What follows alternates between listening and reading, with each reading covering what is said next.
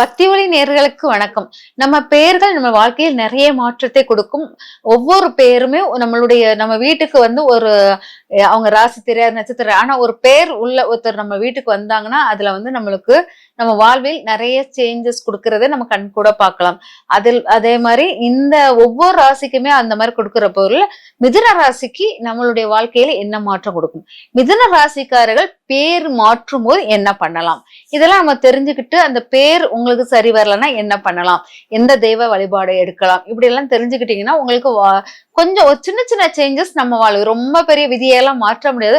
ஒரு சிறு சேஞ்சஸ் மாத்துறதும் உங்களுடைய மன அமைதியை பாத்துக்கிறதுக்கும் இந்த பேர் மாற்றங்களும் எண்ணியல் மாற்றங்களும் உங்களுக்கு ரொம்ப நன்மை தரும் அப்படிங்கறத எடுத்துக்கலாம். இப்ப மிதுன ராசிக்காரர்களுக்கு வந்து 10ஆம் பாவமாக நம்ம வந்து எடுத்துக்கக்கூடியது மீன ராசியை தான் எடுப்போம். மீன ராசியுடைய எழுத்துக்கள் வந்து ச அப்புறம் தோ, தி, சசி, அப்புறமா டோனி, இது எல்லாமே. அப்புறம் டோனி, அதுக்கப்புறம் பாத்தீங்கன்னா சந்திரா, இதெல்லாமே உங்களுக்கு நல்ல தேவி, இந்த பேர்லாம் உங்களுக்கு நல்ல பேராக இருக்கும். தனுஷ், அப்புறம் சாந்தி, இந்த பேர்லாம் உங்களுக்கு சிறந்த பேர்களாக இருக்கும். இதுல வந்து எந்த பேர் நீங்க சூஸ் பண்ணி வைக்கிறீங்களோ இதை முதல் லெட்டரா வச்சுக்கோங்க. வச்சுட்டு நீங்க எந்த பேர்னாலும் அதுல வந்து செலக்ட் பண்ணிக்கோங்க. அதே மாதிரி கூட்டு எழுத்துக்கள், இந்த பேருடைய கூட்டு எழுத்துக்களை கூட்டி நான் சொல்ற எண்ணில் உங்க பேர் அமைதான் நீங்க பாத்துக்கணும். இது முக்கியமானது. இந்த பேர் அமைக்கும் போது நீங்க என்ன பண்ணலாம், துளசி மாலையை வைத்து பேர் உச்சாடம் பண்ணணும். துளசி மாலையை கையில வைத்துக்கொண்டு, துளசி மாலை இல்லாட்ட துளசி செடியை கையில வைத்துக்கொண்டு நீங்க வந்து விளக்கேற்றி அந்த உங்க பேரை உச்சாடம் பண்ணணும். பேர் உச்சாடம் பண்ணும் போது அந்த துளசியில் 2 துணுக்குகளை வாயில் போட்டு உங்க பேரை சொல்லிக்கிட்டே இருக்கணும்.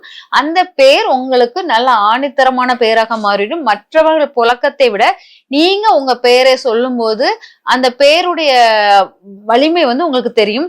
இந்த பேரை நீங்க கண்ணாடி முன்னால் நின்று துளசியை கையில் வைத்துக்கொண்டு சொல்லும் போதும் உங்களுக்கு மாற்றம் கிடைக்கும். அதனால இந்த துளசியுடன் சேர்ந்து உங்க பேரை சொன்னால், துளசிய வாயில போட்டுட்டு உங்க பேரை சொல்லும் போது அவ்வளவு வித்தியாசங்கள் உங்க பேரில் வலிமைகள் கூடும் அப்படிங்கறத எடுத்துக்கலாம். நீங்க ஒவ்வொரு பேர் வைக்கும் போது இந்த பேர் வைக்கிறோமே, இது வந்து மத்தவங்களை என்னை கூப்பிட வைக்க முடியுமா அப்படிங்கிற கேட்கறத பதிலாக இந்த பேரை வச்சுட்டு அதை உங்களுக்குள் நீங்களே ஆக்டிவேட் எப்படி பண்ணலாங்கிறத நான் ஒவ்வொரு ராசிக்கும் சொல்லிட்டு வந்திருக்கேன். இப்ப மிதுன ராசிக்கு வந்து துளசியை வாயில் போட்டுக்கொண்டு உங்க பேரை உச்சாடம் பண்ணிக்கிட்டே இருந்தீங்கன்னா உங்கள் வாழ்க்கையில் இந்த பேர் எவ்வளவு ஆக்டிவேட் பண்ணுதுங்கிறதே காமிக்கலாம். அதுக்கப்புறம் மிதுன ராசிக்காரர்களுடைய பேரினுடைய முக்கியமான இது வந்து மீனராசிக்குள்ள தன்மை அப்படின்னு சொல்லிட்டேன். அதே போல் இவங்களுக்குள்ள எண்கள் என்ன அப்படின்னு பாத்தீங்கன்னா, மிதுன ராசிக்கு 6ஆம் நம்பர் ரொம்ப விசேஷமாக இருக்கும். மகாலட்சுமி அம்சத்தையும் கொடுக்கும். அவங்க மிதுன ராசிக்கு பெண்ணால் நன்மைகள் வரக்கூடிய தன்மையும் இருக்கும் அப்படிங்கிறது. எளிதாக எல்லாரையும் வசியப்படுத்தக்கூடிய தன்மை உடையவர்களாக இருப்பார்கள் 6ஆம் நம்பருக்குள்ளது. அதுக்கப்புறம் பாத்தீங்கன்னா இவங்களுக்கு 2ஆம் நம்பருக்குள்ளது ரொம்ப வலிமையாக இருக்கும் அப்படிங்கலாம். ஏன்னா 2ஆம் நம்பர் வந்து இவங்களுக்கு வந்து தன்னுடைய வாக்கை கொடுப்பதாக இருக்கும். அதனால இவங்க வந்து 2ஆம் நம்பர் பயன்படுத்தலாம். 1ஆம் நம்பர் பயன்பாடும் இவங்களுக்கு சிறப்பாக இருக்கும் அப்படிங்கறத எடுத்துக்கலாம். அதுக்கப்புறம் இவங்களுக்கு 9ஆம் நம்பர் பயன்பாட்டை கொஞ்சம் கவனமாக பயன்படுத்தி கொள்ளுங்க. 9ஆம் நம்பர் உங்களுக்கு செட் ஆகாது அப்படிங்கறத எடுத்துக்கோங்க. ஆனா 9ஆம் நம்பர் சில விஷயங்களில் உங்களுக்கு ஒரு மாற்றத்தை கொடுக்கும். ஆனா எல்லா இடத்திலும் இந்த 9ஆம் நம்பர் உங்களுக்கு செட் ஆகாது. சில விஷயங்கள்னா மறைமுக ஆசைகள் அப்படிம்பாங்க. அந்த மறைமுக ஆசைகளுக்கு இந்த 9ஆம் நம்பர் செட் ஆகும்.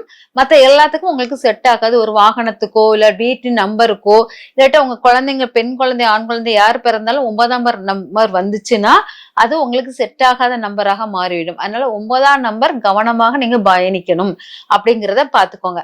மிதுன ராசிக்காரர்கள் வந்து வருமானம் பெருகக்கூடிய எழுத்துக்கள் அப்படின்னு சொல்லி பாத்தீங்கன்னா டி, டு, டே, டோ, அதெல்லாமே வருமானம் தரக்கூடிய எழுத்துக்கள். அதுக்கப்புறம் ஹேமந்த், தன்சியா, அப்புறம் ஹேமராஜ், அப்புறம் டிம்பிள், திருமகள், அப்புறம் திலகா அப்படிங்கிற பேரெல்லாம் உங்களுக்கு வருமானத்தை அதிகரிக்கக்கூடிய பெயர்கள். இந்த நபர்கள் உங்களிடம் கான்டாக்ட் பண்ணி உங்களுடைய நல்ல நட்பாக இருந்தால் இவங்களால் உங்களுக்கு நன்மை தரப்படுவதாக இருக்கும்.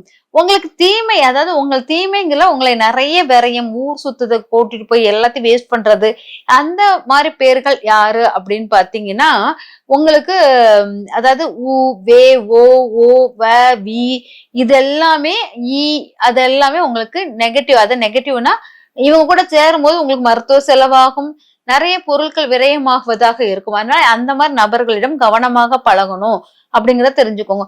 ஒவ்வொரு பேர்களும் ஒவ்வொரு மாற்றங்களும் உங்க லைஃப்ல கொடுக்கும்போது நீங்க இந்த பிரபஞ்சம் நமக்கு எதுக்காக இதெல்லாம் இந்த எழுத்துக்கள் பேர்கள் எல்லாம் ஒரு மனிதனுக்கு எதுக்கு நியமிச்சிருக்குதுங்கிறது உங்களுக்கு புரியும்.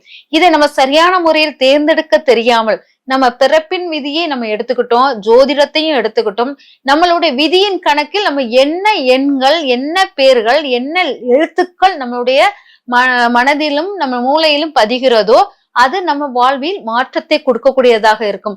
அதனால ஒவ்வொருத்தரும் இந்த பேரும் எண்களும் கரெக்டாக சூஸ் பண்ணி உங்க எழுத்துக்கள் பெயர்களை இது பண்ணீங்கன்னா உங்க வாழ்க்கையில் சிறந்த மாற்றத்தை கொண்டு வரலாம். நன்றி, வணக்கம்.